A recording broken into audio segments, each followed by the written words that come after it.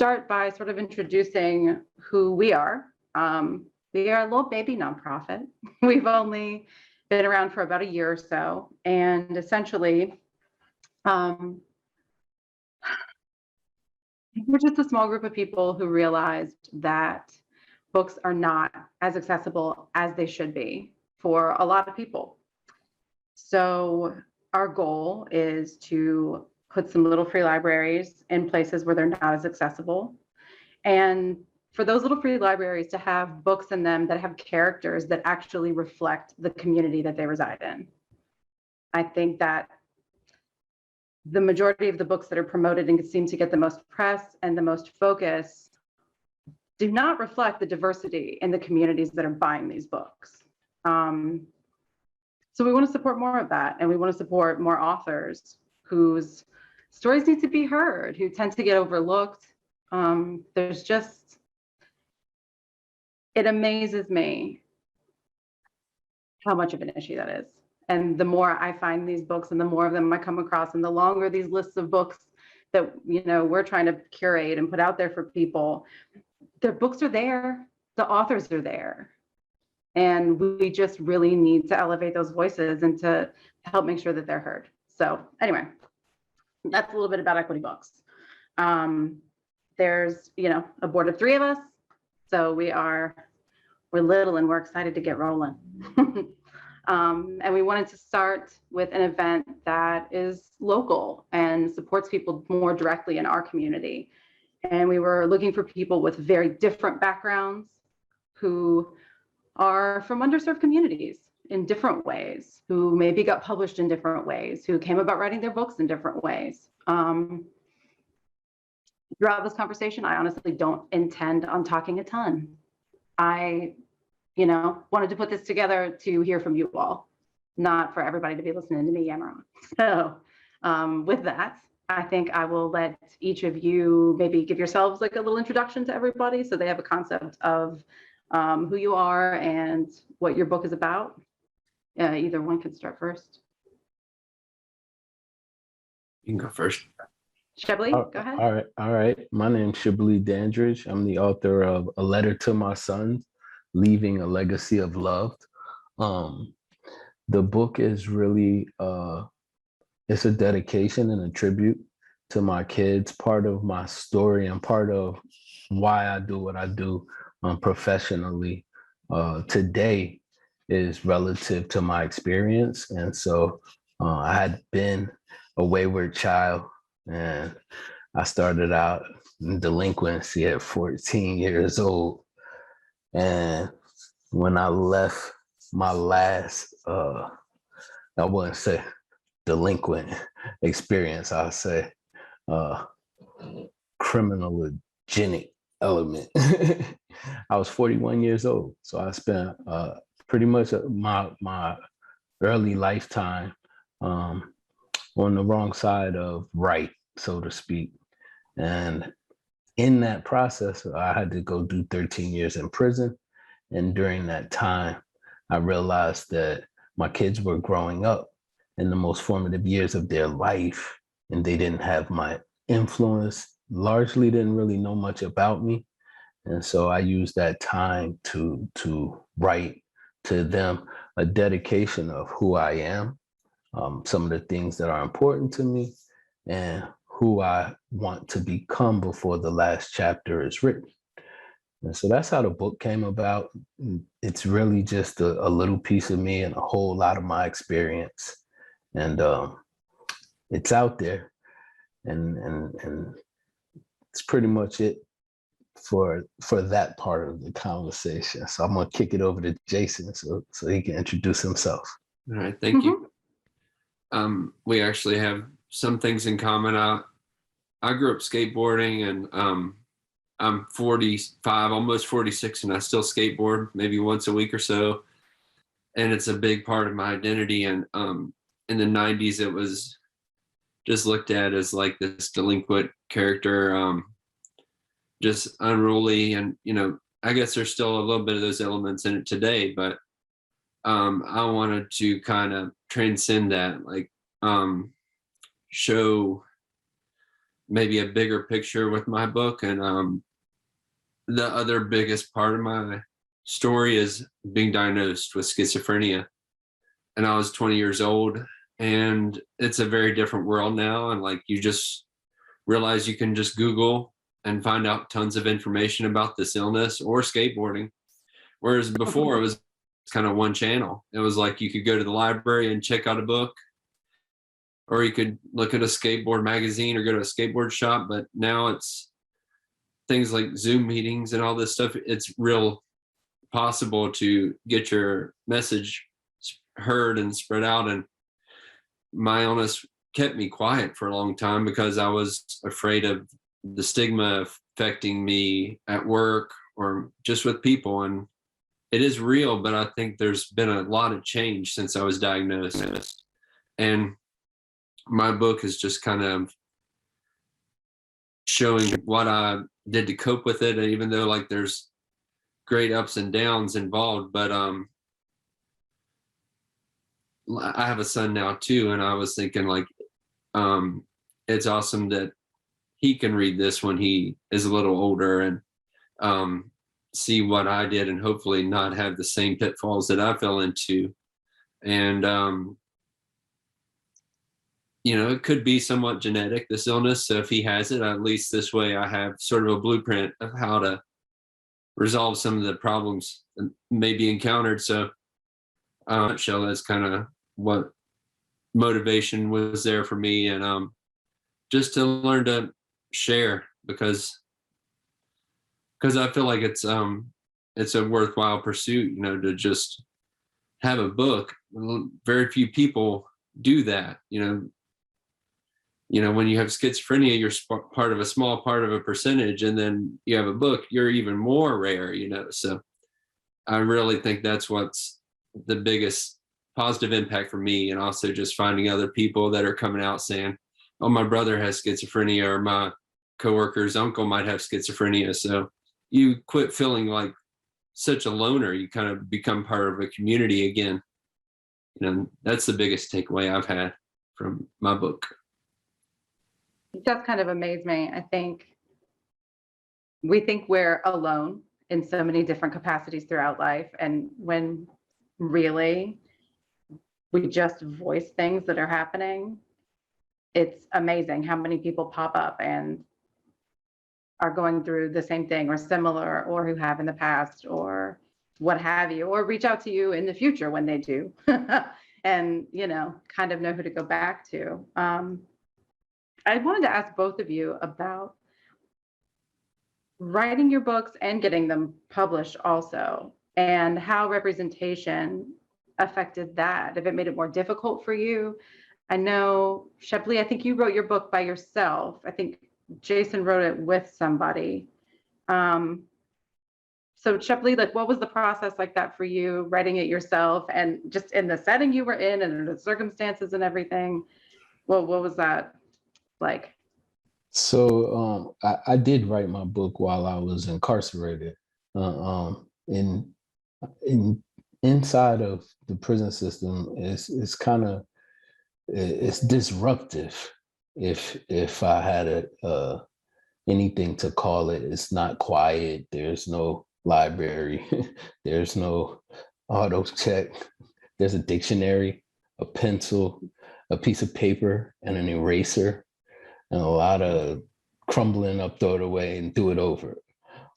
So archaic is one thing that comes to mind in my process.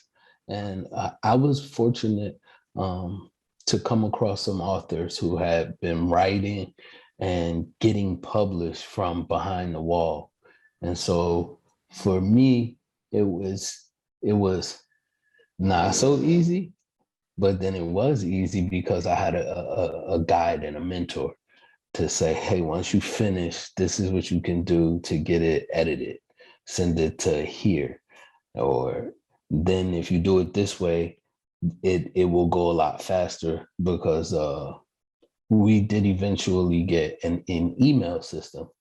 And so if I was able to send the manuscript out and have it copied and paste. It would make it faster than if I'm writing it, typing it, mailing it, and then they're trying to convert it. So there's the little things that came along that made the process a little less challenging, but it was a challenge. I wrote, I wrote a good section of it in solitary confinement, which was slightly a blessing because it wasn't that many people running around my head, but slightly a curse because in solitary confinement, people don't have anything else to do but beat on the doors and yell down the hall. So finding the pockets of time when people were quiet, I could get a 2-hour, 3-hour run just going. And then to be inspired to write at that same time was oftentimes a challenge. But outside of those limiting factors and the other things that I did have access to, it was actually a pretty fun process, albeit nerve-wracking because I had to rely on a lot of people on the outside to do certain things for me, and their timeline was super duper when I get around to it. So a project that started in like 2008 didn't really get the first draft published until 2014. But it does have something to say for being determined to get to the finish line and just sticking in there. So determination, patience, all of those things were key assets throughout that process. But it was a challenge, and it was fun. It was fun to learn things. I bought a How to Get Self-Published book. I read that book back to front and share it with other authors who were in the process, who were going to publishers and shopping manuscripts. And so it was a learning curve, but it was rewarding. So. Yeah, I think you touched on an interesting point that to me, it would be kind of the perfect environment to have something positive to focus on and have something to actually put your time and put your energy into and maybe kind of help take you out of the space that you're in. But at the same time, keeping the almost optimism you honestly have to complete something and to finish it and follow it through and kind of be held back by your surroundings at the same time. That sort of just, I don't know, those opposite sides. Like a way out, kind of. It seems like a way out. It seems like a way out of that. It's like a door that you find that sets you free, more or less. I guess I kind of relate to that because I felt like I was a prisoner in my own mind with my illness, and we can go into that later. But I want to cut off still his thunder, but I relate to that. Well, I was about to say I was finished, so it was a perfect segue into shining your thunder or raining down your thunder. So my book was an idea for a long time, and then I met the co-author, Adam. I went to his wedding ceremony, and I was really drawn to the way he used words because he self-penned his own vows. So a little time passes, and he's having a party, and we're sitting in his backyard, and telling him how I love skateboarding. I had these issues, and mental illness was hard to get over, but I started to live a normal life, had a relationship, and things were starting to get more positive in my life. So he shared that he was an author, and we hit upon that idea to say, let's work on a book. And I was like, anything new like that is just like a huge kind of shot of adrenaline or something. So it took a long time. There was interviews between me and Adam. He'd write, and we did and back and forth for probably 4 or 5 years. And at some point I was like, well, this is he had his first kid, and then he's starting to say, I can't really do much else with you right now. This is kind of back burner for me now. And I'm like, well, okay, let me step up my part of it. So I got How to Self-Publish Your Book. I got Writer's Market. I started approaching agents and reaching out to people that I knew, that like a local author named Jeff Jackson, and he was nothing but encouraging. So I started to try to like wear that hat, like pursue getting published, and it never really worked. I don't know, because the subject matter, but I would like retool each query letter to like change things to where it would seem interesting. And I ended up self-publishing through Amazon, and I guess it's been awesome because like the royalties are better, but at the same time, it would have been awesome to have it like promoted and like in bookstores all over the country, which was kind of what I was hoping would happen. But I'm still like not trying to sound disappointed. It's awesome. And I know we both know Rob Banker, who does Reddit and Books, and he has been a huge advocate for me, like stocking my books, and I did a book signing there. So like from beginning to where I am now, it's been a lot of years, but it's also been like, what dreams are made of. You're sharing this thing and people are reading it and telling you like, we're like living parallel lives, or like, I never knew all this stuff about schizophrenia. I thought it was just like psycho killers walking around in straitjackets or something. And like the taboo that I thought was there, like I've kind of shed some light on it to where people maybe see it with a newfound respect. Like the story is pretty profound, I guess. So did you come up with any positive representation of anyone with mental illness like throughout your life? I mean, I went through the hospital. I've been in the hospital and out of the hospital a couple times. Stayed in like a rehab type center. But as far as like meeting someone with a similar illness and like creating some sort of dialogue there really wasn't much of that. I really was kind of on my own. Like there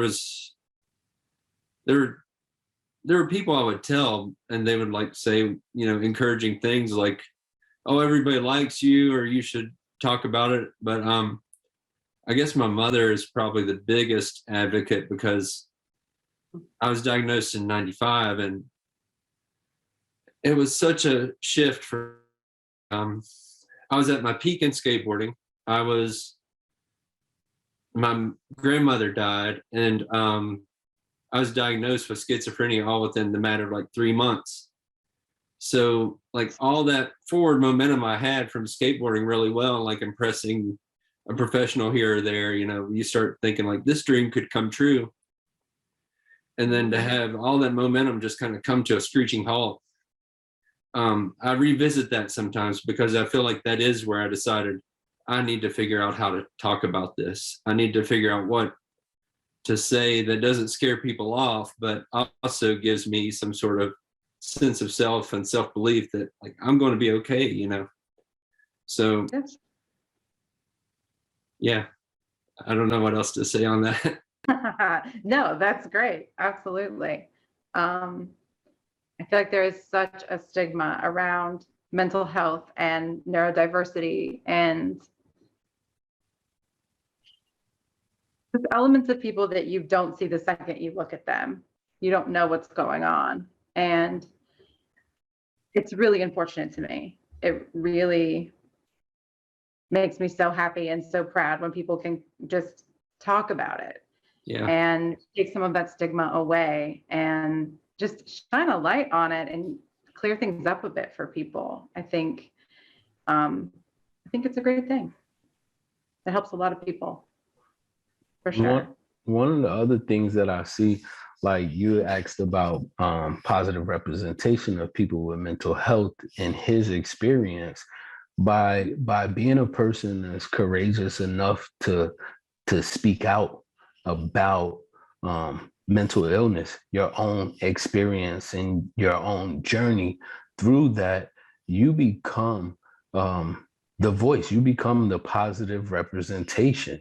And sometimes there's not a front runner for that. There's not a hey, such and such did it before me, so I'm just going to follow in his footsteps. Sometimes, it's the Jason Waters that is the person who's out here being the positive representation of what mental health taken care of looks like.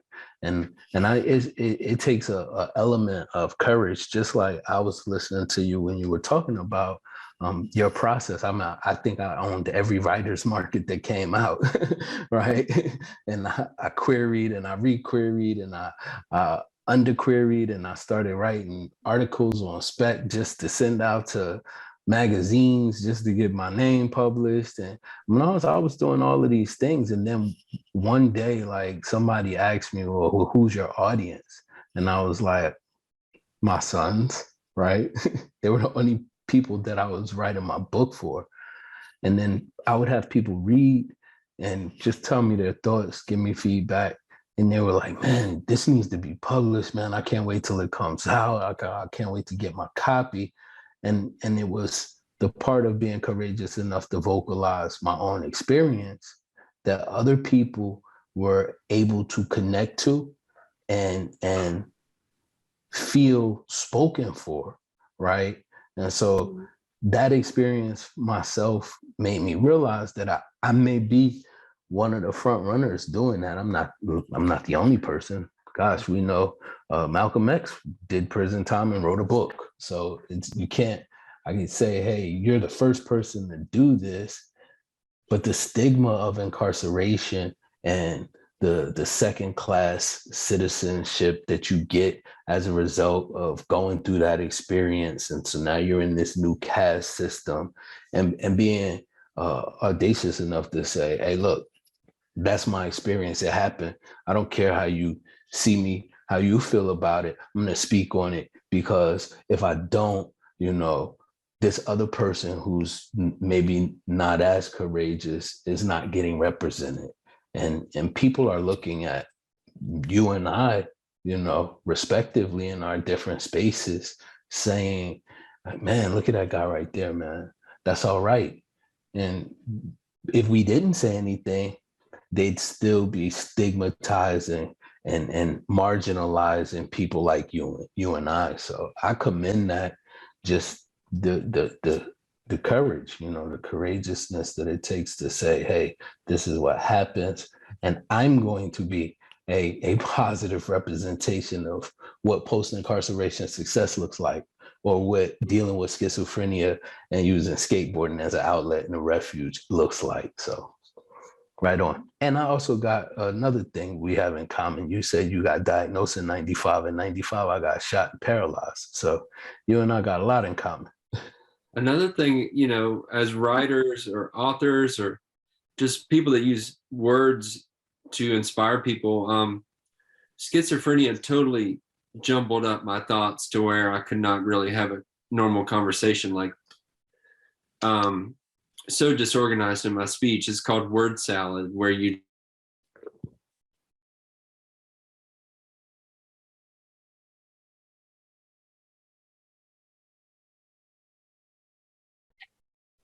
Did he freeze?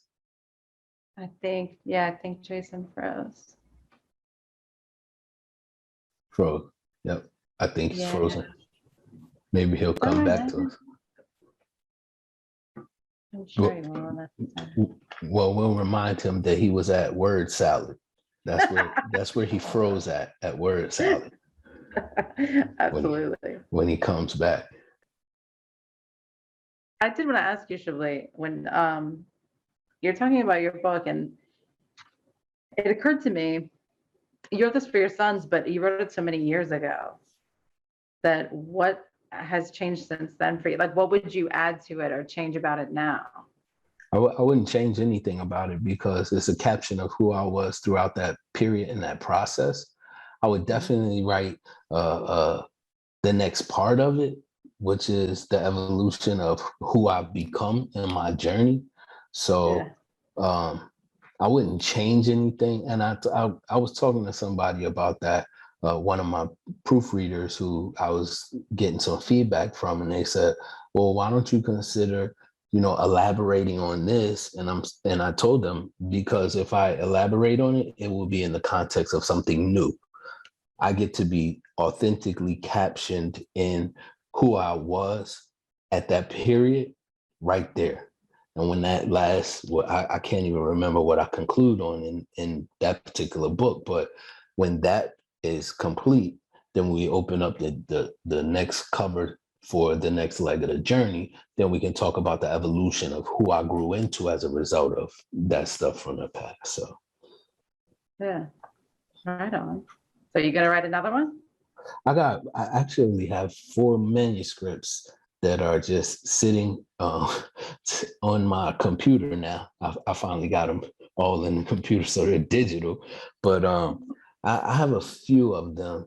Some of them, actually all of them, were written throughout the period of incarceration. And when I came home, I'm a little bit different from Jason. I didn't write a book wanting to be a bestseller or anything. I wrote a book because I wanted my children to have something of me for that time that I was gone. And I realized quickly when I was letting people read it that other people were getting a benefit from it. So I understood that it needed to be brought into the public domain so that people could consume it, have an experience, maybe be influenced by it, or maybe just say, hey, he doesn't know what the hell he's talking about. It's just totally up to them, right? But that process got to happen. So I had never really thought about advertising it, promoting it. That's just not on my radar. And it is in its own right and space having its own success because people are buying numerous copies to put in like transitional houses, county jail libraries, prison libraries. So it's having its own success. I'm going to say with the people who can most closely relate to a lot of what's going on. And so for me, that's reward. Now Jason's back. You cut off at word salad. So I don't know what happened to my computer. I don't know if it's on a timer. I hope that doesn't keep happening. But I was about to make a point about word salad and how like language started to really be a big part of my recovery is finding some solid ground and how to talk about this stuff. I wrote this kind of decoded word. It was orison, Orison. I looked it up in the dictionary and it means a mystical ladder or a prayer. And I thought, okay, I'm onto something. This is like how I climb up out of this hole I'm in. And I was also felt like a prisoner in my own head. So, and I've been to jail, but I've never been to prison, but it was enough to scare me straight, take the high road. But if you take orison and you replace the O with P, you have prison. So I was like, this is really interesting, like the way language works and like how it can have a profound, like mystical, like thing when your schizophrenia diagnosis is like just all this stuff is jumbled up in your head. Like, how do you narrow it down? How do you funnel into like some sort of back into like working order and functioning in the normal world? So that word meant a lot to me, and like it's maybe like a really old word that people don't use anymore, but to find it like liberated me in a way. Like it was kind of like an awakening to where it's like there is a way out. Like I'm writing being solution based. Even though I wasn't writing my book yet, it was like a solution to whatever trouble I felt I was in at that point. So yeah, I don't know. You've probably never heard the word, but I mentioned it in my book. So I do remember that mention of it. That's a good one. That's definitely one I've never heard of before. And I love, I don't know. I just love the take that you had on it and the meaning it had behind it for you. I thought it was really cool. Yeah, I was going to mention it to the Reverend too, but I'm not sure that she's here now. And I thought it would resonate with both of the other authors because it's got like a spiritual side to it, but it's also like a way out of the prison you're in your head. So even though I wasn't really in full on prison, but I realized in a sense what it's like, because I could not get out of the trap I was in my head. Like, maybe not everybody was talking about me in real life, but in my imagination, everybody was talking about me. I couldn't get on the bus without feeling like somebody knows something about me that I don't even know, or, you know, just paranoia is it's sad, but I don't really have those afflictions quite at all. Actually, now I've learned my health and get support. And I guess when you ask what does representation mean, it's all part of my recovery. My recovery is largely because of like finding a support group and being represented. You know, I was a skateboarder, so I got sponsored and entered contests and all that. And that started to like get me part of a community that would give me sound advice, give me like pointers as far as like, do this, do that, or you need to quit smoking, or you need to quit drinking. And like sooner or later, when I was getting traction under my feet, like that's when I started to feel like writing the book. Like, yeah, I kind of went off on a tangent. I'm sorry. You can reel me back in at any time, but sorry. Not at all. No, it's great. It's great. We had a couple of questions I really liked. I wanted to throw out to you that were in the chat. And one person said, I think this one's kind of for both of you. How did the process of writing your book change your perspective of yourself and the value of your gift to the world? I'll jump on that one. I guess it's kind of like lucky for me that I had Adam in my corner. I spoke it into existence, but I did not have the writer tech that he did. I guess on my next book, if I write one, I'll take a writing class and learn how to do it better myself. But he was a big part of the book happening, you know, and it changed things within me because he and I worked on this thing and didn't really know how it would end up, you know, didn't know it would take the shape of a memoir. Thought it might be more like a me talking about myself in third person or something like that. And when I would read and edit and all that, I started realizing like, this is like empowering me. This is like, given the chance, this is going to open people's minds up.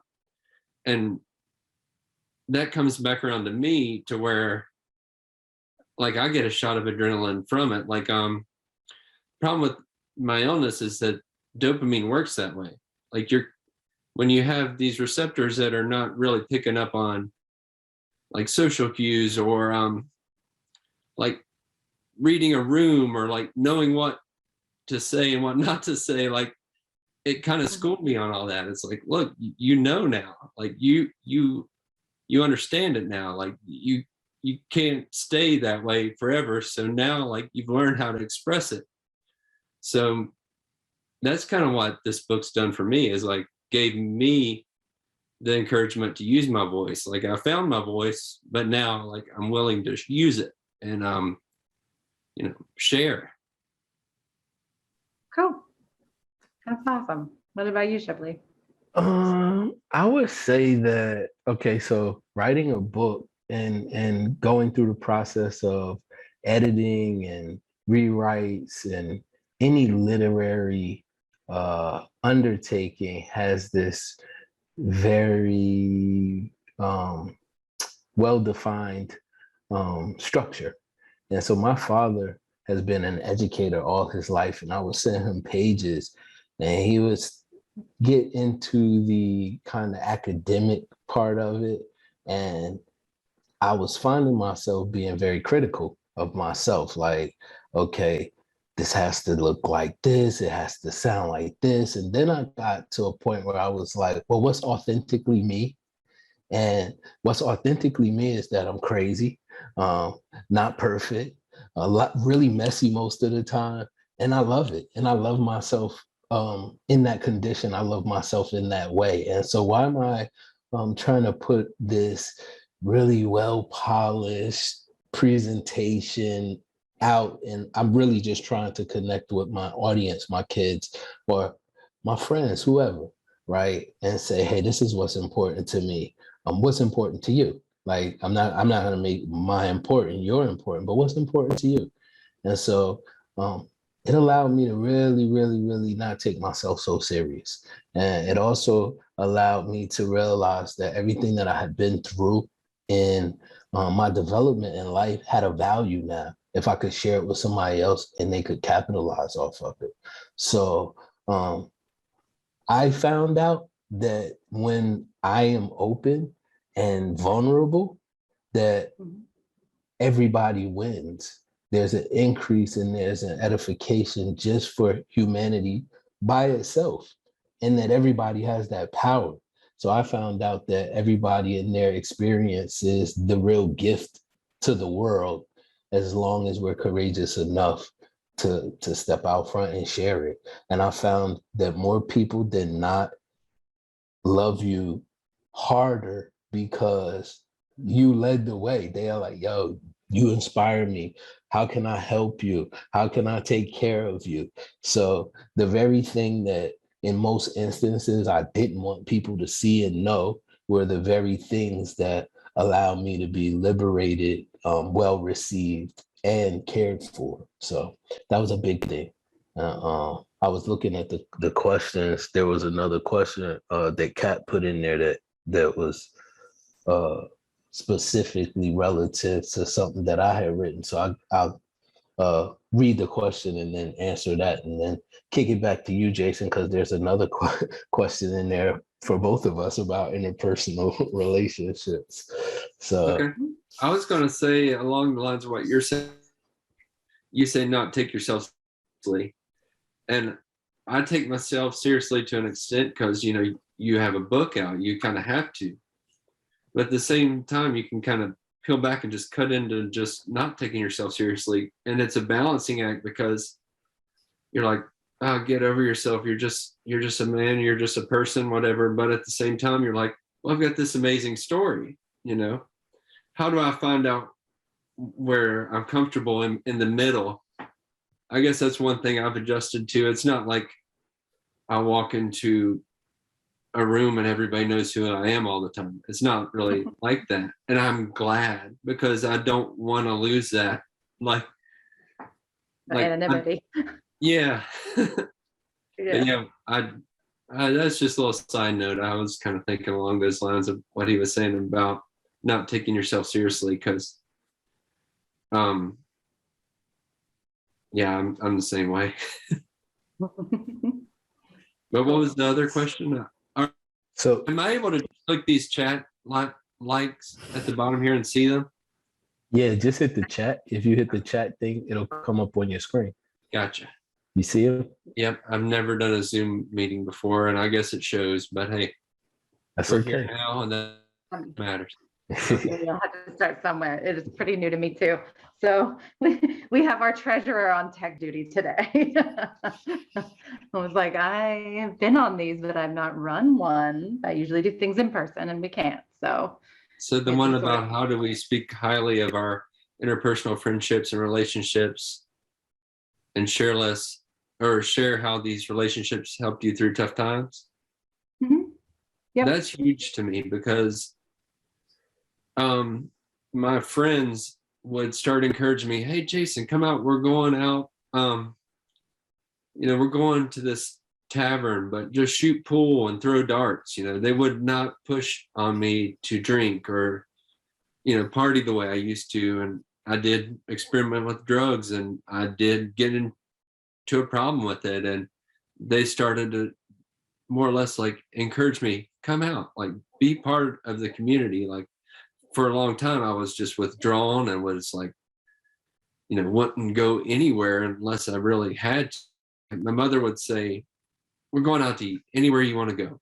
And I'd say, McDonald's, drive-through, they'll see me. I was that paranoid. So like I later was able to just bloom, more or less. Like I started to like go out with my friends and do healthier things and like talk about stuff that mattered to us. And obviously skateboarding mattered to me and all my friends. But I guess that when I got diagnosed, I had to kind of leave skateboarding, and I came back to it. And when I came back, sorry, my son wants to make an appearance. He just opened the door. This is Julian. This isn't one of my biggest reasons for living, but I do have to get back to this, Julian. Anyways, my friends just welcomed me into this life, back into the skate life, and through school and graduating from college, and I started making skate videos and started like reconnecting with old friends and making new friends. So from there, it was just kind of like onward and upward, sober up. But I was fortunate enough that my fun life could still continue, like go to rock shows or rap shows or art shows or whatever I was into. It was just, I felt accepted by my peers again, and for a while there, I did not. I was like so caught up in my own thoughts that I could not really reach out anymore. I think you've got the right people around you, and they truly show they want what's best for you. Yeah. I think that does not always happen. I've met people who, sobered up and their friends got weird about it, or, people have taken healthier routes, and because it's different to their friends, they don't really know how to respond to it or react to it. And it's like, you don't need to just be there and be supportive. Yeah. And, growth will happen. Yeah. What about you, Chablis? So going to the interpersonal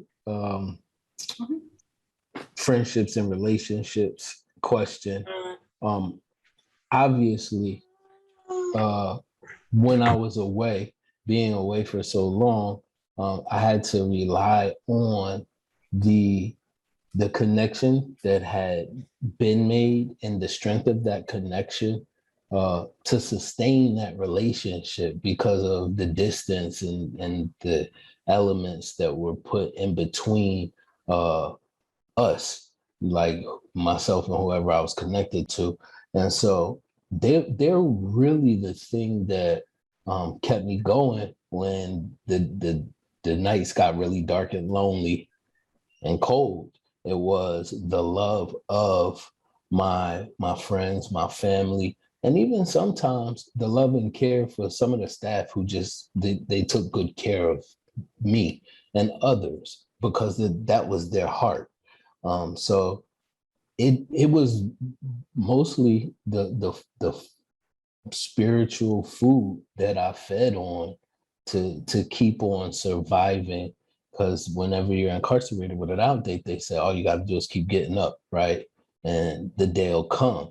So just keep on waking up, keep on keeping your positive mentality, keep on making valuable investments into yourself so that when that time does come, you're able to go back and be of value to whoever you left. So those things kind of sustain me, not just through tough times, but through all times. And then that probably segues good into the mental, physical strength question. So I'll read that question, and then I'll kind of expound on the idea of the mental strength type thing. The question was that I talked about physical strength and mental strength and the culture of variation in my book, and would I give some insight into how I see the concept of strength in the African-American community. And a lot of my whole experience with relationships, period, who I am, how I see myself relative to the world, even in condition, is all about mental strength, right?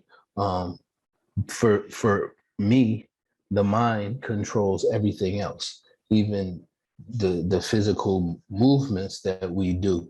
And a lot of times for men, not just African-American men, but men, the gender role in society has played this ideology that men have to be tough, you can't cry, you got to be strong, and strength is determined just as much by physical prowess or athletic ability or your ability to bench press 300 pounds as it is in your ability to be able to stay strong if somebody was calling you an unkind name, or when somebody is doing something that's irritating to you, that you're able to still be level-headed and sound and not return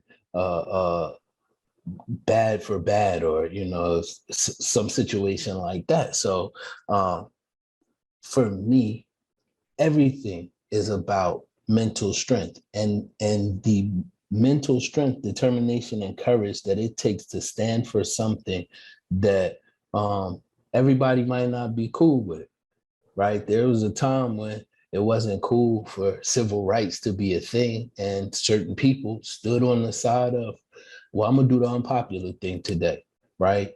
And more than it was a physical fight, it was enduring ridicule, enduring sometimes people being physically abusive to some people, and still staying nonviolent in posture. Those are the things that entail strength to me. The rest of it is just, you could be physically strong and you could be emotionally, spiritually, and mentally weak, right? And one of the things that I think pop culture has done, especially in the African American community, is it has distorted, so to speak, the real value for strength.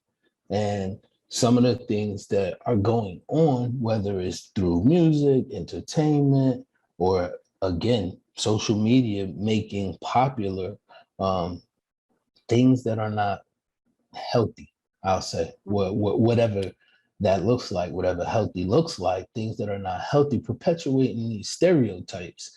And so to me, that's a condition that part of when Jason was talking about, you don't take yourself too serious to where you're causing yourself distress thinking everybody is talking about you, but you take yourself serious enough, which I do, to stand for something of value, right? And that's where I take myself serious, right there, in mental strength, right? Like, we're in our community and it's like, oh, you scared? You're a B.I.B.I. or something like that. Okay, because I won't go abuse somebody. You want to call me a B? All right, well, I guess I'm a B.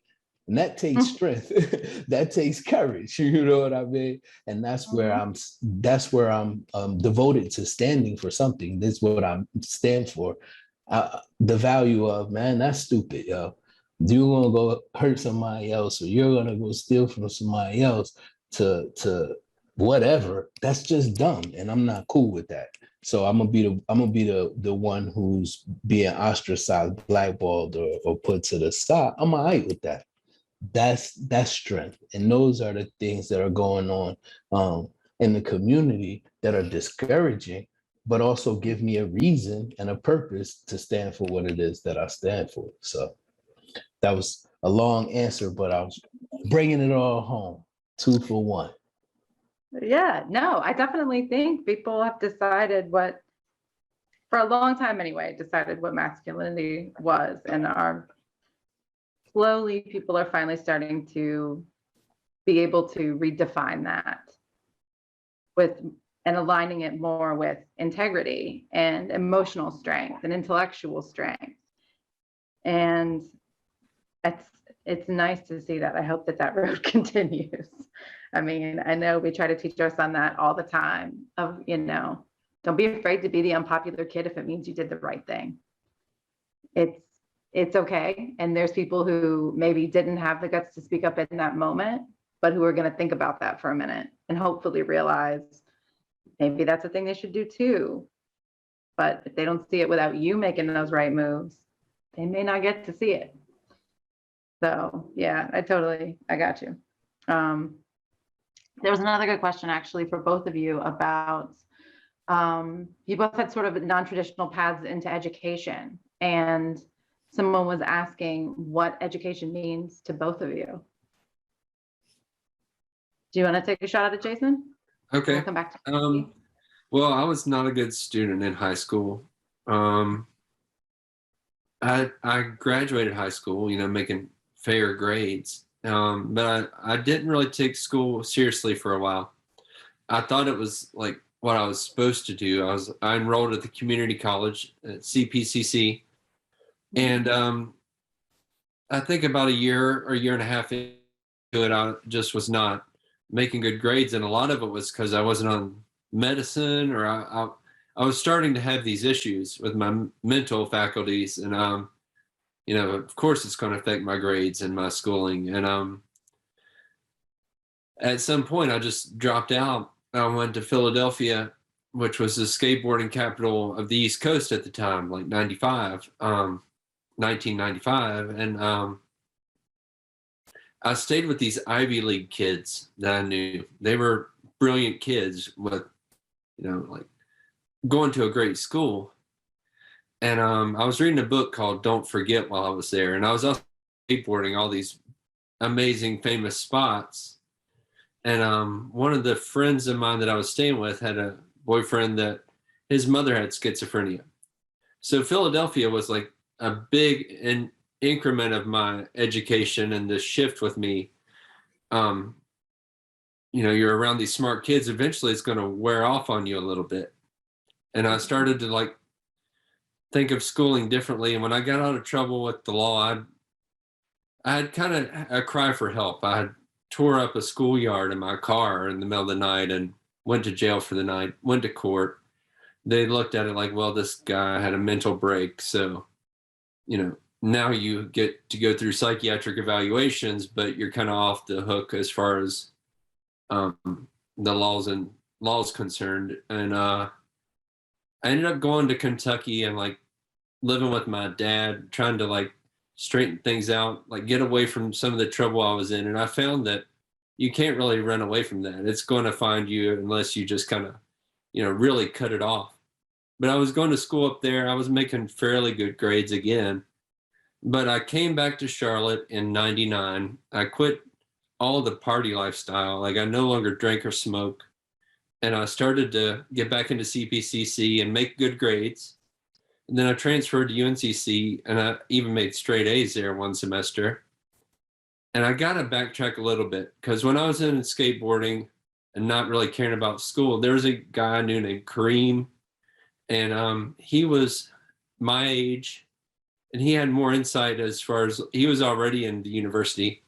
And he told me about Pell Grants, which is like, as long as you keep your grades up and you attend class, you can go to school on the government's money, I guess. And I thought, no way, you can get paid to go to school.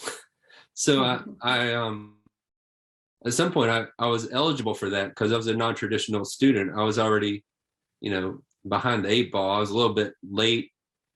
Everybody else in school was a little younger than me, but they were allowing me to go to school as long as I kept my grades up. So I graduated in 2005 with an art degree, and there's my artwork there. Like I put my art on skateboards, and I put my art on canvases, and so I pursued that. But it's a crazy pursuit, just like skateboarding or being an author. It's kind of hard to say, like, yeah, I'm going to make it in the art world or whatever. It's not. You don't always get to pick, if that's going to happen to you. Sometimes you just kind of have these leaps of faith, and you go for things, and sometimes they connect. And so education was a big part of where I'm at now.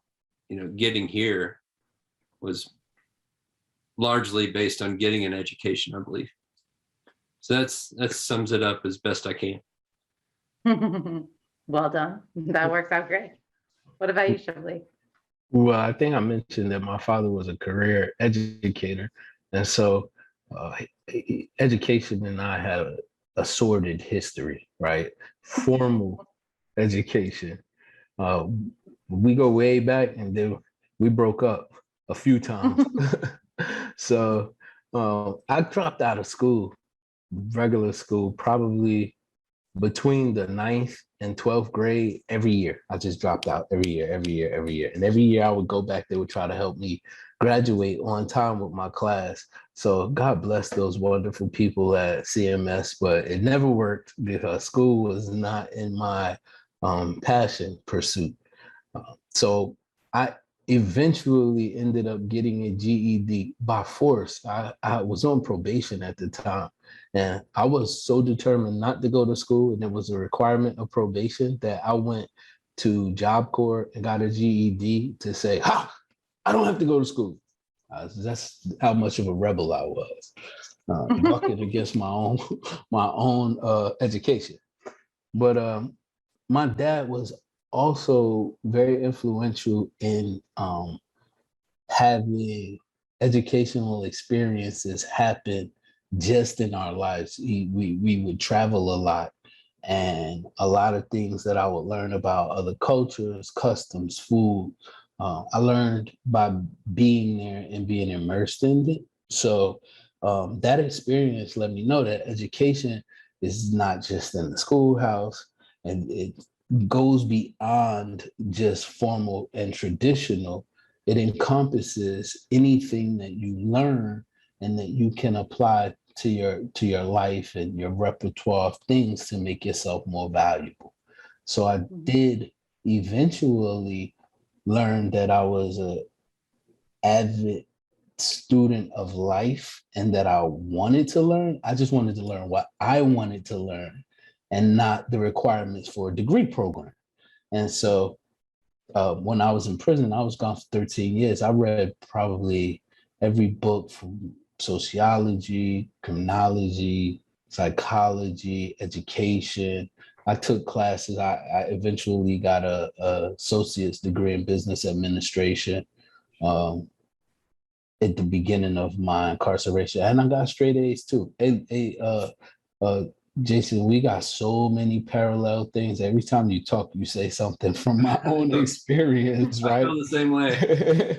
I'm talking about every time you say something, I said, man, that happened to me too, the same way, at the same What's time. awesome about this is people are out there like us that we haven't found yet. You know, there's other people that have a parallel like you do. I mean, more in common than not, for real, yeah. when you start thinking about it. I think that's something to be celebrated. You know, you no longer feel alone or like such a stranger. You know, that's right. We're strangers only in that we haven't met each other yet, and we haven't started to share the fact that we're going through pretty much the same thing at the same time, almost always. It's a human condition. We all have things that would be a connection if we could figure out how to make that connection. I guess sharing the personal things goes back to like what you're saying about masculinity. Like before, it was not cool to talk about this for a guy, like especially in skateboarding. It was like raw, edgy. 90s like was just insensitive people that didn't care about personal things, and the world has changed, and I think skateboarding's caught up with it in a lot of ways, or maybe the other way around. I don't know, but you know, there's all kinds of people that could benefit from our stories, you know, like that don't skateboard or haven't been to prison. You know, there's all these parallels that anybody could find a connection with. I believe, you know, it's a universal type of thing. And what's really interesting is that we wrote stories, and now we're meeting at a round table, and we're continuing to write a story, so to speak, in this conversation that's saying, hey, listen, as diverse as we are, as far apart as we may live, we're more alike and more connected than we know, right? And that says something by itself, for itself. I think at least I know Equity Books has a whole bunch of different colors and things and people and representations on the IG. And I think that this is a perfect example. It's the embodiment, and it's the flesh and blood of what they stand for, right?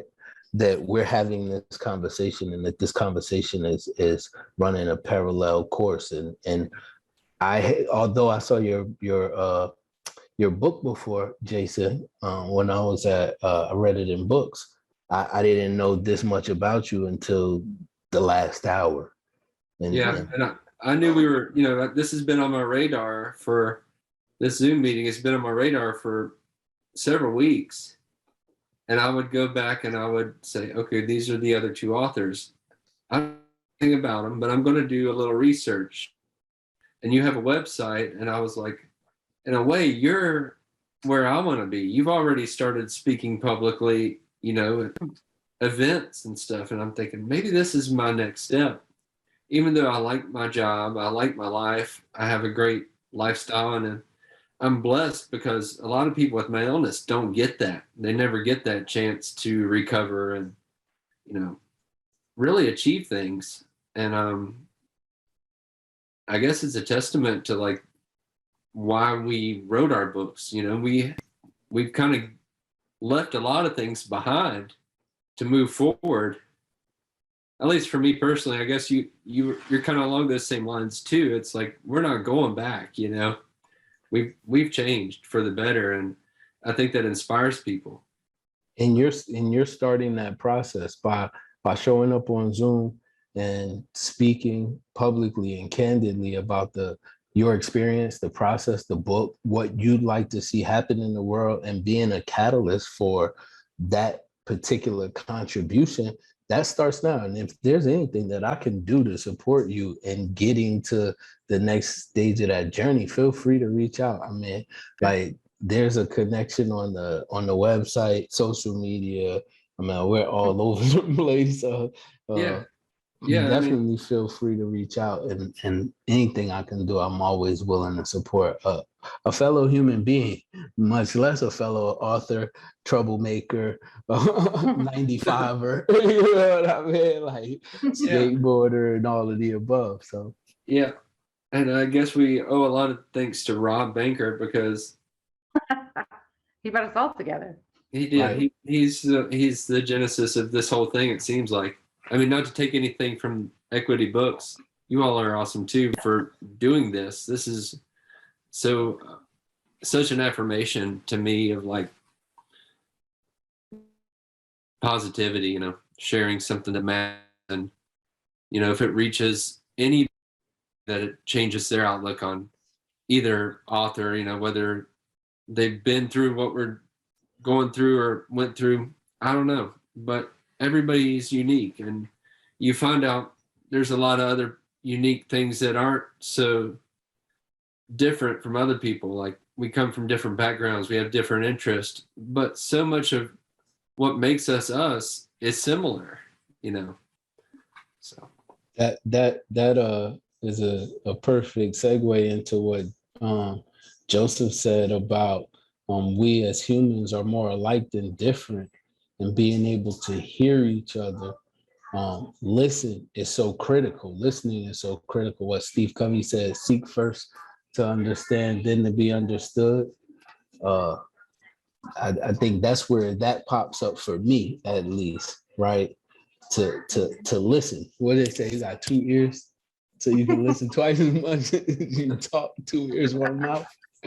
And then he said, the more we learn, the more we lean in, the more we can improve our relationships. And I so agree with that. I'm aligned with that as well. So I see Patterson wrote asking me, how has the publication of my book influenced my sons and what they envision as possible for themselves? Do they want to follow in my footsteps? Now, I got to be brutally honest here. You know how they say you take your parents for granted? Like, your kids, well, my kids, I'll speak for myself and ours, they don't want to tell you much of anything, and then they want to, I got this, Dad, I can do this, I can do that. So to be brutally honest, I don't know how it has influenced them. I know that they know that it was a labor of love, and what I create. I don't even know if they've even read my book, to be honest, but I do know that they know that they were the reason. And if it weren't for them and me being their father, that I would not have been able to produce what I did. And they have heard from other people how meaningful and influential my words were to other people. So I gotta believe that somewhere in that process, they find themselves and they say, well, if it wasn't for me, that wouldn't be happening. And so that there's some value generated there. One of my sons, well, both of them too, to be honest, but one of them did follow in our family business trajectory, which is right behind my footsteps with real estate. The other son is a insurance salesman, but he's a bona fide hustler. So somewhere along those lines, whether it's the real estate following behind the footsteps or just I hustle hard at work, Dad, they do proportionally in their own way and right. And they're still taking their own directions and creating for themselves whatever they believe is their passion and purpose in life. Right on. So how do you balance the potential weight of being representative of a community with the gift that it can be as well? The weight of it, it's kind of like weightless at this point for me now. It's like the weight is gone. As far as like the stigma, I know the stigma still exists, but I feel like I'm on the other side of it now. Like as a voice or an advocate, you no longer are feeling that weight. You're more or less like hoping somebody can recover or find something through what I've experienced themselves. Like, I guess in a way that is heavy. I didn't think of the weight of that, but I mean, it's not unbearable. Like I just carry it. I just get up, I go to work, I provide for my family, and I stay positive and, take care of myself. It's back to education. You don't just get educated at school. You can just Google anything. And I follow other podcasts and like find out that cold showers are a thing that helps me. It's weird things like that just keep changing in my life. I'm like, okay, this actually adjusts my dopamine levels to where I'm more like seeking things out and trying to do things and like no longer just a shell of who I was. I'm more or less like a complete person, and kind of, yeah, it's kind of out there, but that's in a nutshell what it's like for me nowadays. So what advice do you have for people who are still struggling with schizophrenia? I see that question now. It says, Jason, my cousin is paranoid schizophrenia and has not a traditional successful life. Do you have any words to share for people who have a similar background and are currently struggling? That's kind of why I wrote my book, is to reach those people. But I know my book, if I would have read it when I was diagnosed, I would have no longer felt alone, or I would have felt some sense of hope. You're just nothing really excites you anymore. You're just constantly frustrated with anything that used to make you happy doesn't anymore. You might have loved your music your whole life. Now all your favorite songs just doesn't matter anymore. Like skateboarding. I love it, but I can't do it like I used to. So what's the point, But really what I think my book can do for people that know somebody with schizophrenia, if they read it, they might see some sort of hint, like recover. You can live a normal life.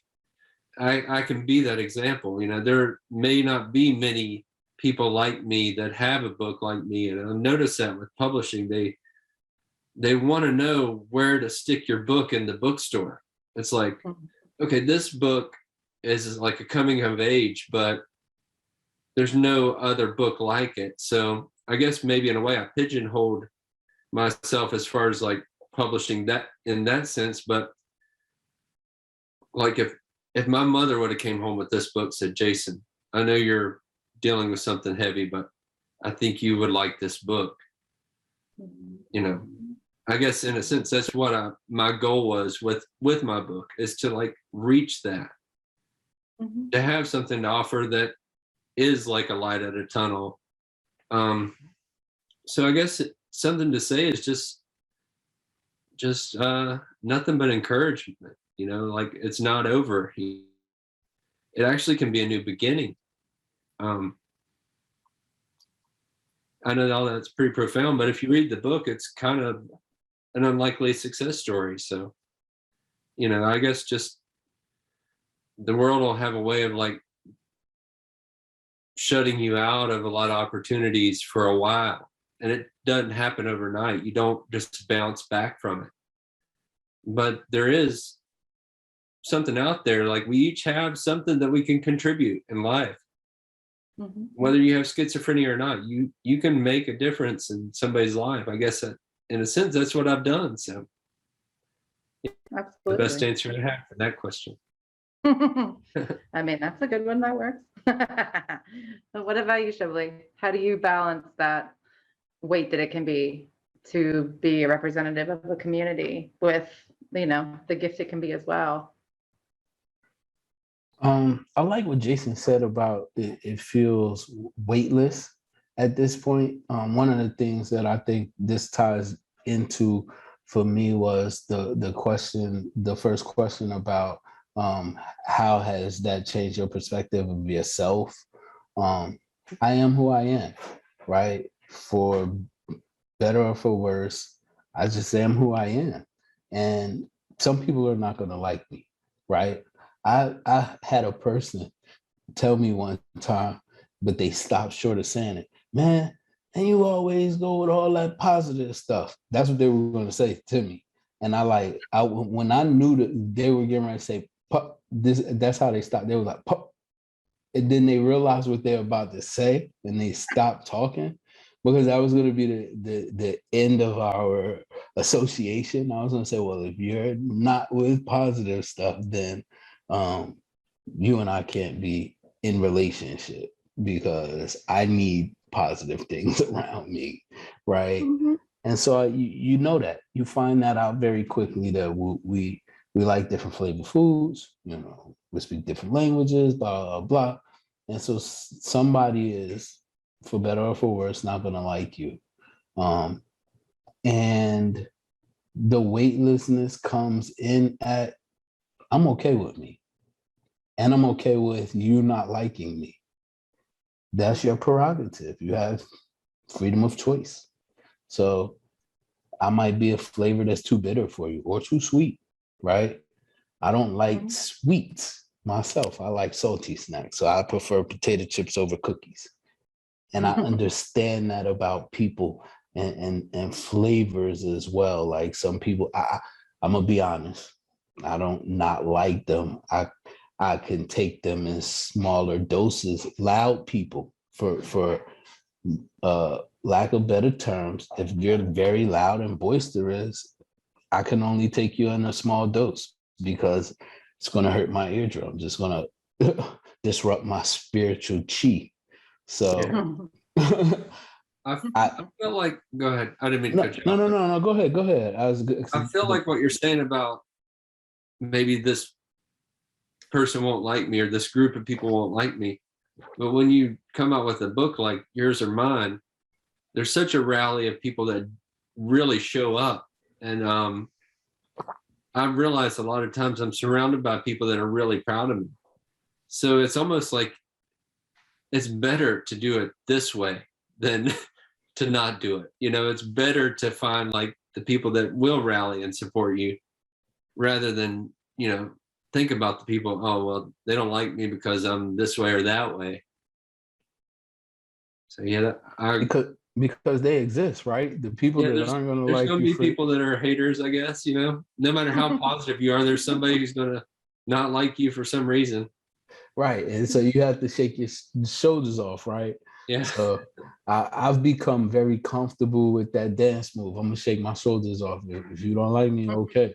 So being a representation or a representative of possibility with the context of who I am, how I've developed, is all right for me. I feel like I was being conditioned for this moment so that I could stand with other people who were aligned in our passion and our mission, and we could stand for people who sometimes can't stand for themselves, or they haven't developed the comfort with self to be able to be vocal and stand for whatever somebody says back. So what Bruce Lee said, be like water, right? Fluid, you can take on any shape, that kind of thing. And that stuck with me. So And that's what not to react so much, If somebody doesn't like me, I can usually tell pretty quick. So I don't know. I don't want to turn my back on anybody, but I also don't want on people that aren't positive or negative, that are negative. And like, I've seen my friends change, like some of my best friends, and I might. Did it freeze again? Yeah. He must have to put another quarter in his Zoom.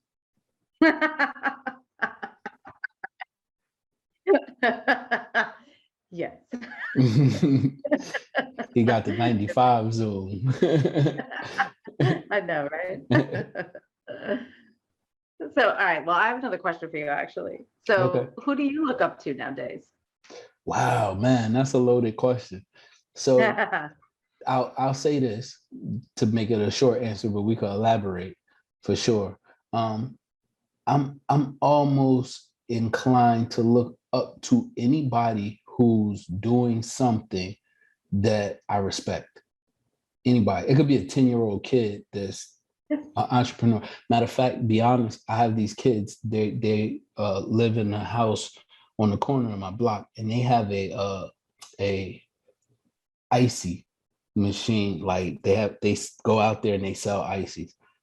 Every time that they're outside, I buy icy, even if I don't want it, just to support, because I admire the fact that these young people of color, are doing something to be productive, to earn, to just set them apart, right? And so I don't care if I don't want it or not, I'm gonna eat it, and I get it every time that they're out there. So another one, I admire this, right? The fact that you guys want to make an impact. And so that's why it was a go. Like when I got the invitation, it was, yeah, I'm there for sure. So I admire a lot of people. Dr. King has it's on YouTube as the eulogy speech. It's about 30 minutes, about 3 minutes, and some change, where he talks about when you eulogize me, say that I lived a committed life, that I did try to be in service to others, right? And anybody who's in that space, those are the people I'm looking up to. I don't care how big they are, how small they are, what their challenges are, what their flavor is. I hope they're not loud, but if they're loud, I would admire them and look up to them from a distance. Can you all hear me again? Yeah, you froze on us. Okay. I had to reboot or something. But yeah, I forgot where we were. I kind of blanked out. Well, the new question was, are you going to ask him the same question? Yes. Yeah, go for it.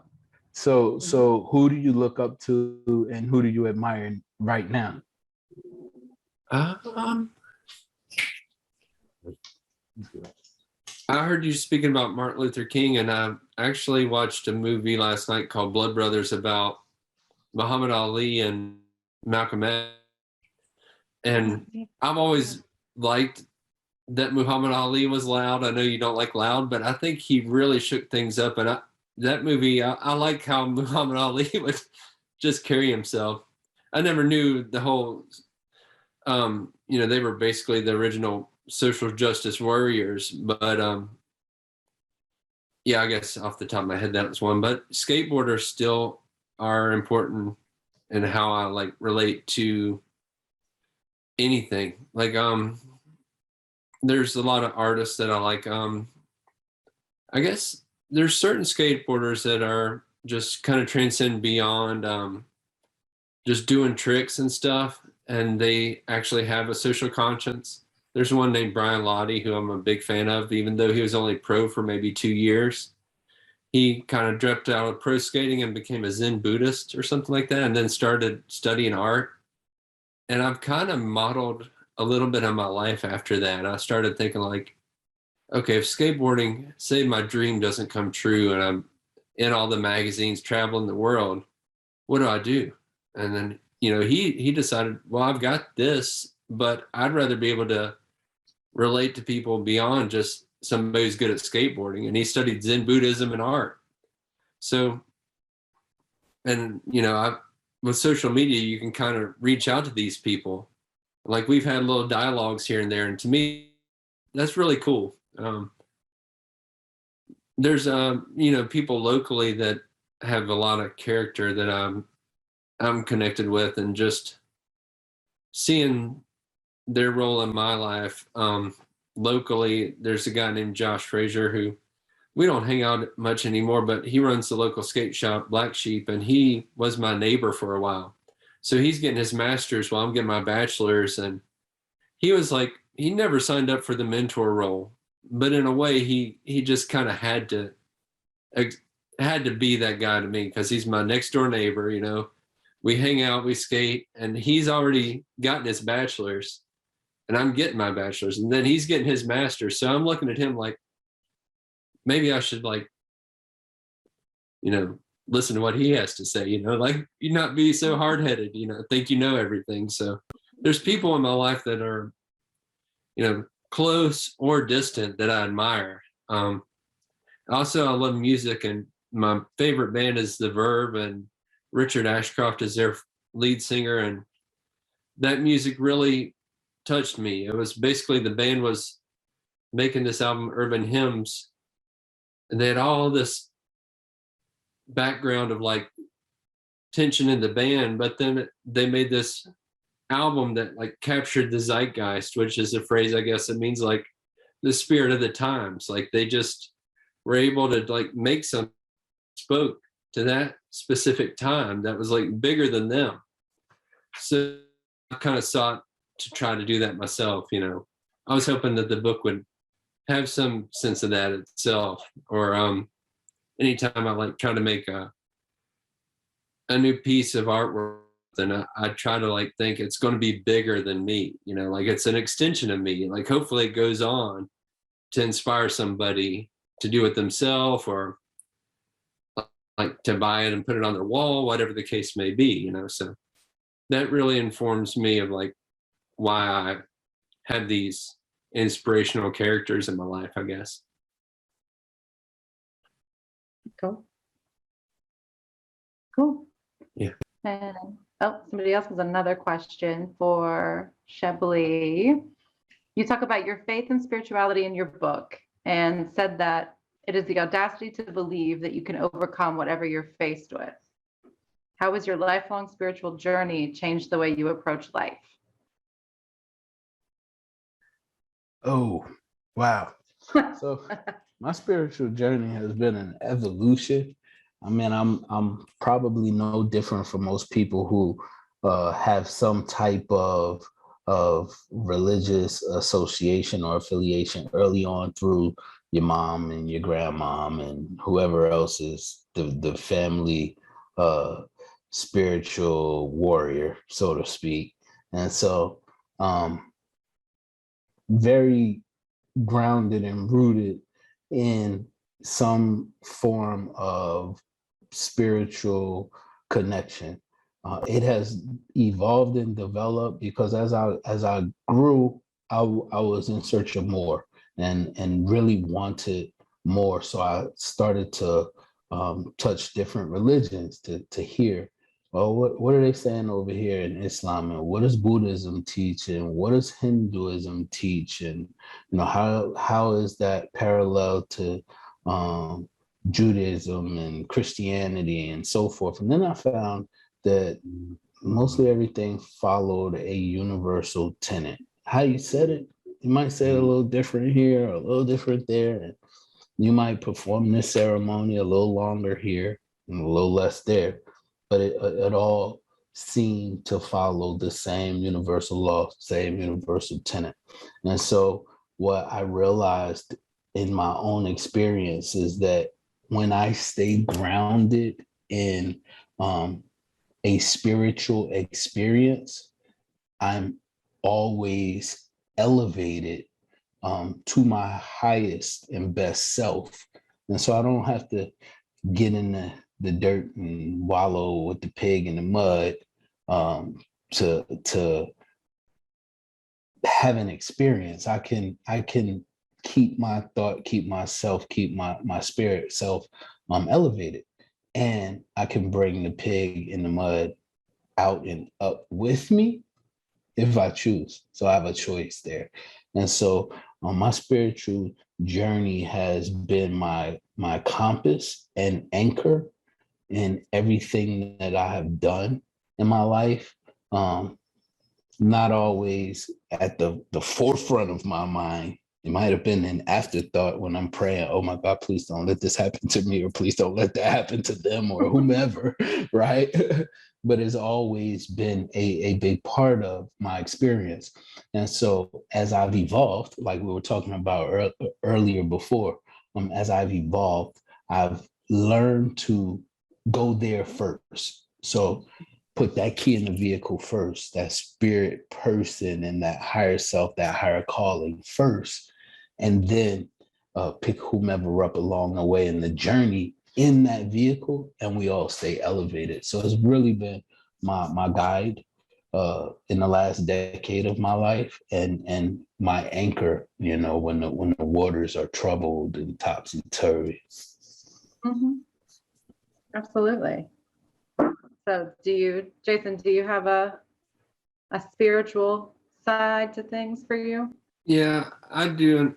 Back to that word orison I spoke about at the beginning. It's the definition is a mystical ladder or a prayer.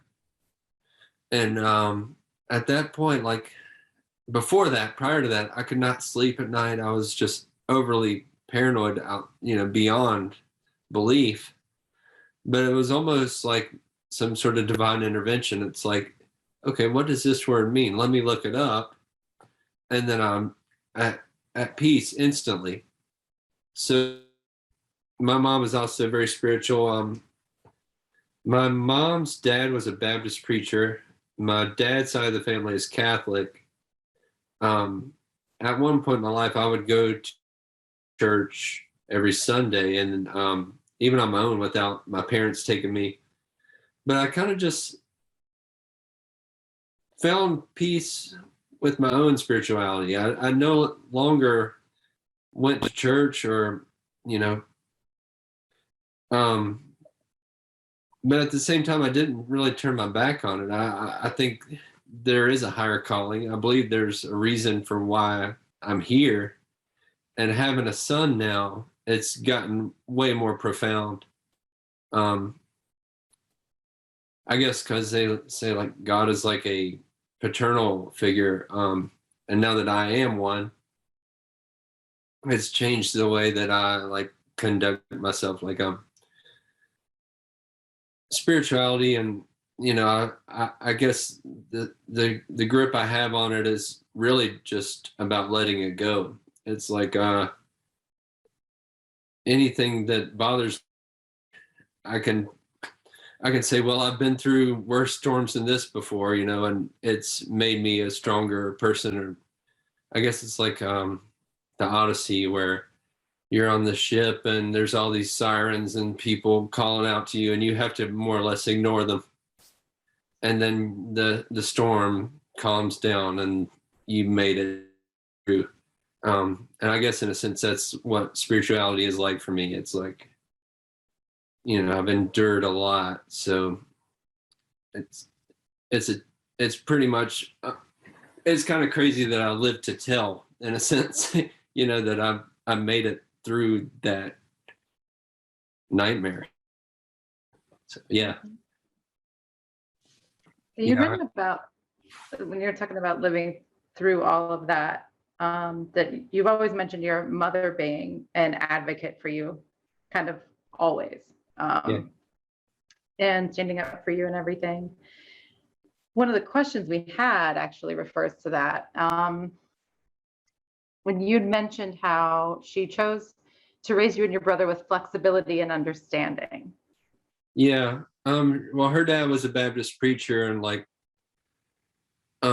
pretty intense sermons, where he'd be banging on the podium or whatever. And my brother and I would be in the front row as like little kids, like imitating him. And he would like call us out. Well, there's my grandkids out there making fun of me. But we were so young, we didn't realize like what he was doing. Like he was basically like stirring everybody in the church up. But as kids, you're just like, our reaction was just to kind of poke fun at it. So I'm steering away from that question, but I'm giving you a little bit of hindsight as to why my mother raised us flexible, because she was not allowed to do anything she wanted, really. She had to she couldn't wear what she wanted. She couldn't go see the Doobie Brothers if she wanted.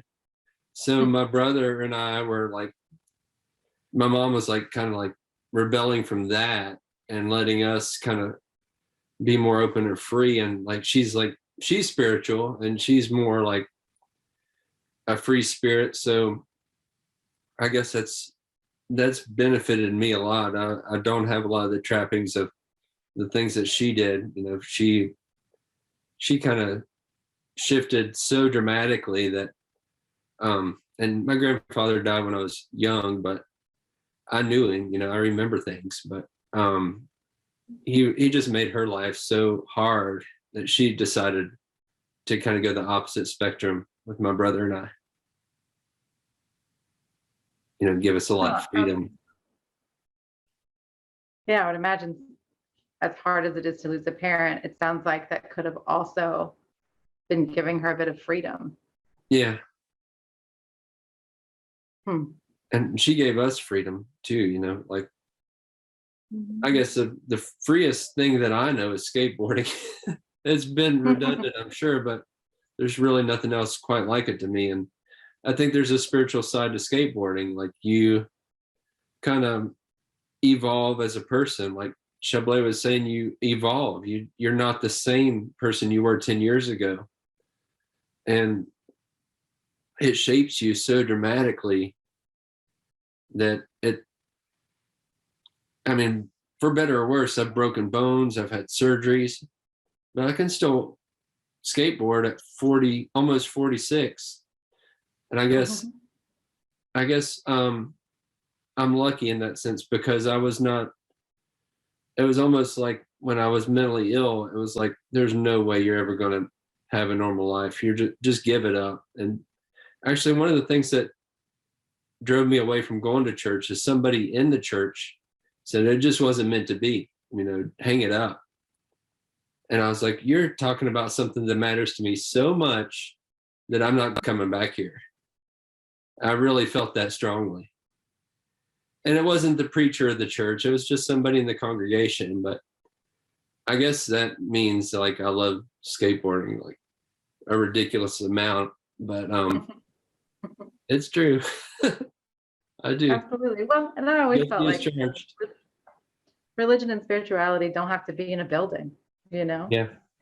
That's where I'm at now. Like, I don't have to go to church to feel that connection. Like, Sundays can be sacred, whether you're in a church or not, Yeah, absolutely.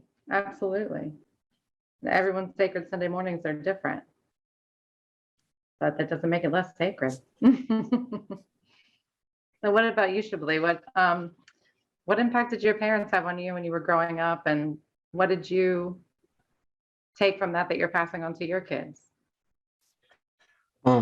So I mean, my parents, I mean, I don't know about other people, but my parents shaped every facet of who I am today by who they were.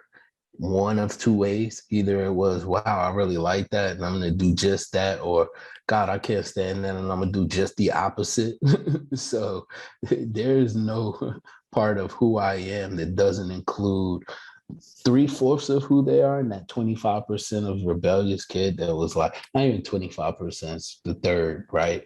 And maybe even less, that was like, no, I just will never do that. I'll never do that to my kids. As I said before, my dad was into education, traveling, culturally diverse and enriched experiences. And that same element, his influence in my kids' life is I would try to be a conduit for it. So he would, hey, I want to take them to the Bahamas. Will you drive them to Florida? Yep, on my way.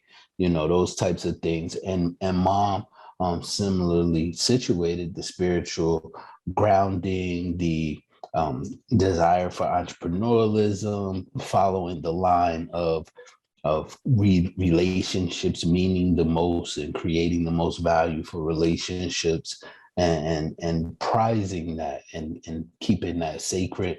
Those are things that I learned from her.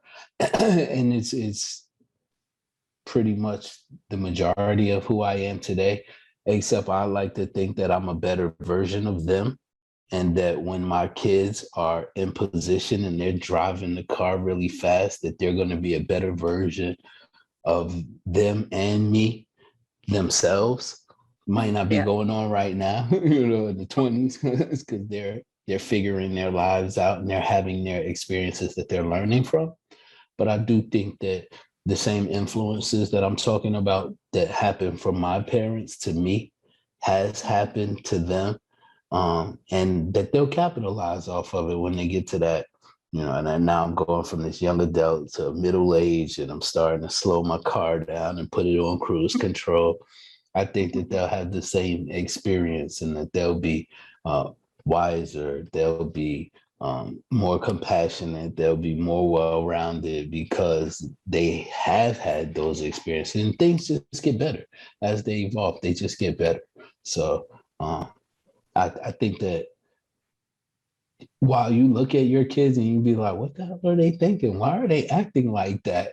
Right? You think that, and then you realize, or at least I do, I realize that I was probably worse than that when I was their age. And I'm like, they're so far ahead of the game.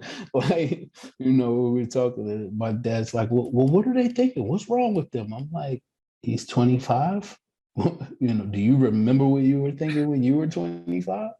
So I think they're doing pretty good.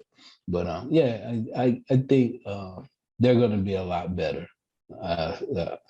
That's all I'll say about that.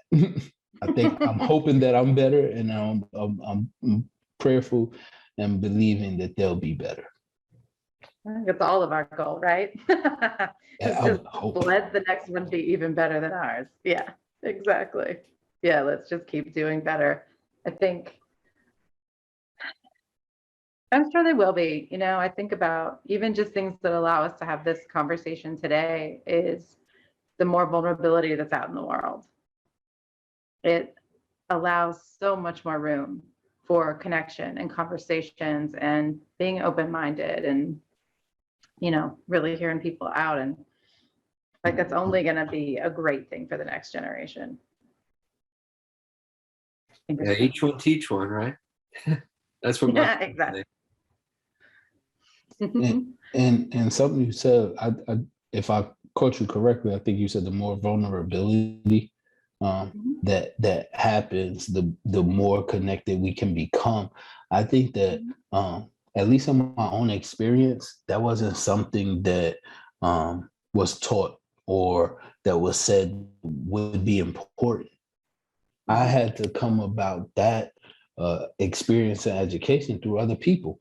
like having conversations like this and somebody being the courageous soul to go first and say, hey, this, and then everybody else like, oh wow, thank you. I'm so glad somebody said it, and now everybody else is saying, and now we're sharing, and now we're conscious and we're considerate. Like, hey, I know that Kat is going through such and such. Well, let me check in with her, and let me do this or let me do that. And that is really what's evolving us as a people, so that we, like you said, can hold space and fit into space. That's what diminishes prejudice, right? That's what Yep. will dissipate discrimination, right? These are like being compassionate and being vulnerable. Those are the things that say, hey, this person is hurt. Let me see how I can help them instead of further hurt them, right? But it takes people being courageous, and it takes people sharing and being vocal. And then don't be so critical. Like, don't fire everybody. Right? Exactly. You're not fired. No, we're gonna help you. We're gonna fix it. Right? Yep. Exactly. Yeah, I think anytime. We got another question in the chat. It says, that's what leadership is all about. Do you see yourself as a leader? And what's next in terms of how you will lead through your writing? And I think still being vulnerable and people seeing themselves in you and are willing to follow your lead. You want to jump on that, Jason? Yeah, I'm pretty humble, and people that know me know that. But I have to say that I am a leader.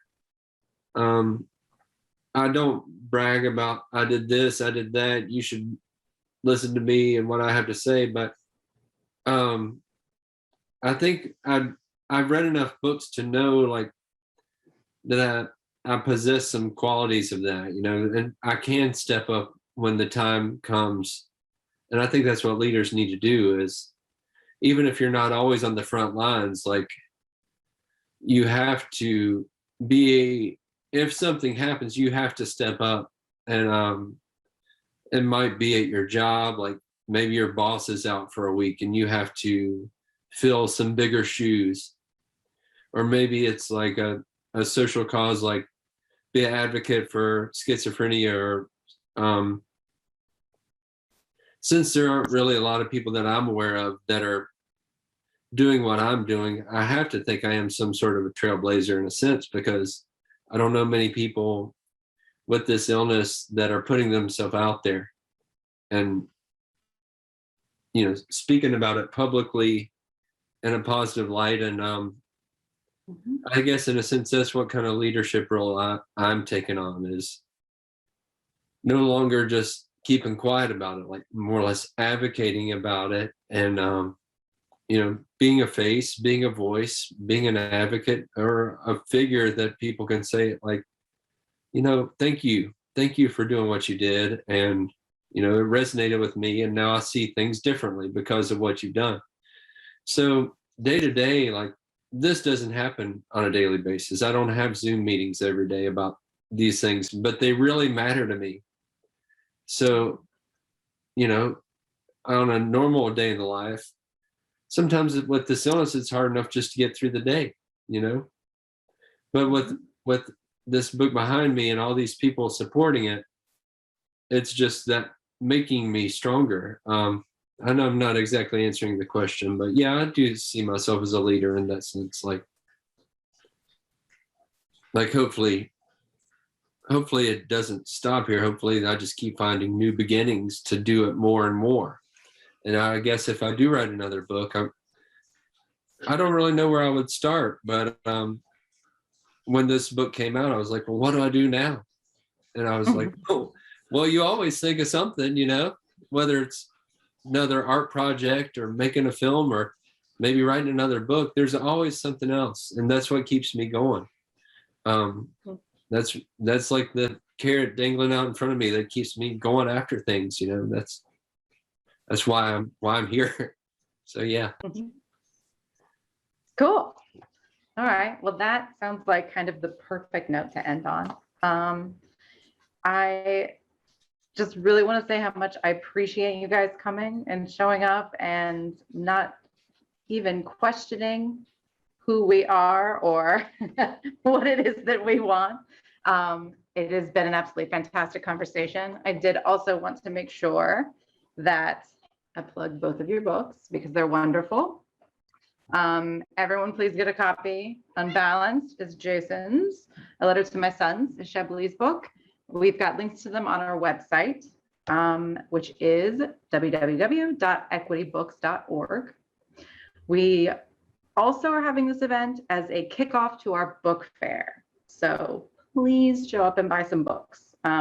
Literally, you can buy books like any other shopping excursion, except we'll get a little bit of money for it, which we could really use to get some more of those libraries out there. You can also buy books and donate them to us through the book fair, or you can buy a gift certificate and send that to us. There are multiple ways. Use the code Equity Books if you buy books, please. And that is at readersrex.com/equitybooks. You do not have to just use our curated list, although it's pretty awesome. You can buy anything from anywhere on their website if you just use the code Equity Books. I just wanted to say again, thank everybody so much. We really appreciate it. And let's just all stay connected. Awesome. Thank you. Thank you.